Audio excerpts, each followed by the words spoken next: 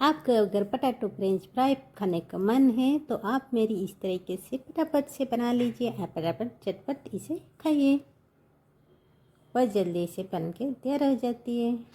Hello friends, आप सभी का हमारे आई किचन में स्वागत है। चलिए इसे बनाना शुरू करते हैं। यह हमने 4 आलू लिए हैं इस तरह के। आप कोई भी आलू आप ले सकते हैं, जो आप आलू पसंद है वो तो आप वो आलू ले सकते हैं। आप इस आलू को आप छील लीजिए। इस तरह से छीलना तो सभी को आता है, काटना भी सभी को आता है।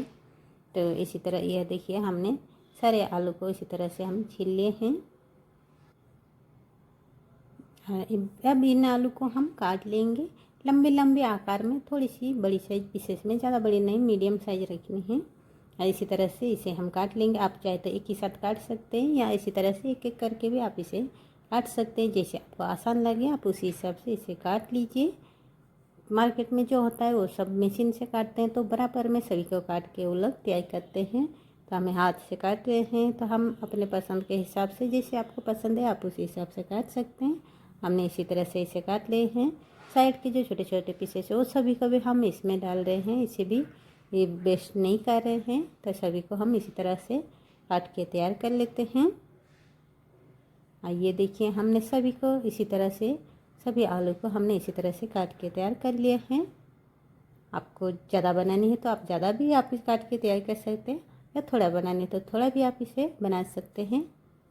अब इसे अच्छी तरह से धो लीजिए। धोने के बाद इसे पानी को डाल दीजिए। इसे 3-4 बार इसे अच्छी तरह से धो लीजिए। ये देखिए, इस तरह से अच्छी से धो लीजिए 3-4 बार। 3-4 बार धोने के बाद फिर इसे ठंडी पानी में इस तरह से इसे डाल दीजिए। 10 से 15 मिनट इसे, ज़्यादा बहुत ही जो ठंडी पानी होता है, ठंडी पानी में इसे डाल दीजिए।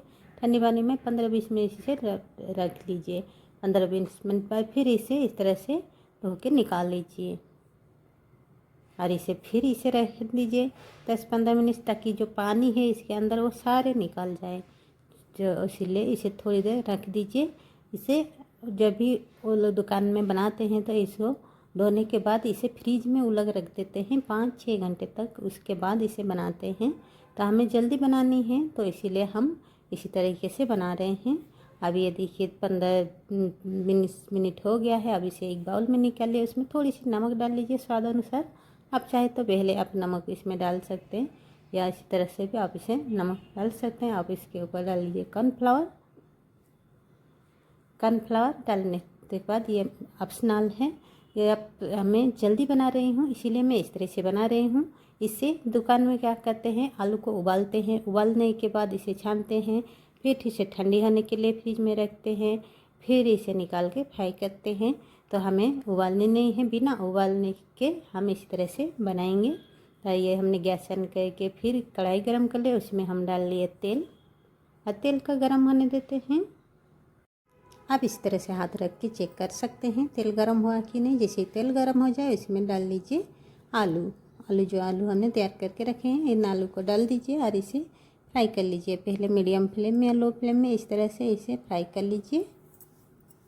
और ये देखिए, हल्की सी जब ये फ्राई होने लगे, पूरी तरह से इसे पकानी नहीं है, बस हल्की सी जब फ्राई होने लगे अब इसे निकाल लीजिए। इसी तरह से बाकी आलू को भी हमने फ्राई कर लेंगे। ये देखिए, हमने इसी तरह से सभी को हमने फ्राई कर लिए हैं। आप देख के पता लग सकता है कि आप किस तरह से ये फ्राई हो रहे हैं, कितना क्रंची। और इसे फ्राई करने के बाद इसे किसी भी प्लेट में, किसी भी बाउल में आप निकाल के इसे फैला लीजिए और इसी तरह से इसे ठंडी होने दीजिए। 20 मिनट तक इसे, 20-25 मिनट तक इसे ठंडी होने के लिए छोड़ दीजिए। ये पूरी तरह से ठंडी हो जानी चाहिए। जब ये पूरी तरह से ठंडी हो जाए, इसके ऊपर डाल लीजिए थोड़ी सी हल्दी पाउडर, इसके ऊपर थोड़ी सी डाल दीजिए ताकि कलर आने के लिए, अच्छी कलर के लिए। अब इसके ऊपर फिर दोबारा डाल लीजिए 2 चम्मच कॉर्नफ्लावर। कॉर्नफ्लावर डालने के बाद फिर इसे अच्छी तरह से मिक्स कर लीजिए। मिक्स करने के बाद फिर इसे ठंडी होने दीजिए और भी अच्छी तरह से कुछ देर रह लीजिए,